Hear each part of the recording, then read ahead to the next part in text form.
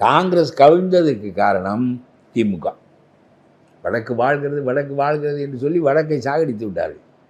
இப்பொழுது தெற்கு தான் மூட்டையடிக்கிற கட்சிகள் இருக்கின்ற நாடு என்று ஆகிவிட்டது. ஆனால் இதற்கு பிறகு இவர் வெளியே போய் கட்சி நடத்த நினைத்தார்.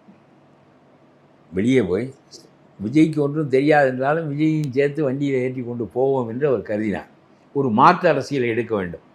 காங்கிரஸ் கட்சி 50 ஆண்டுகளாக திமுகவினுடைய கொத்தடிமையாக இந்த செல்வ பெருந்தொகை எல்லாம் இருக்கிறார். இவரெல்லாம் என்ன செய்வார்? எல்லாம் தொகைகள் கைமாறுகின்றன.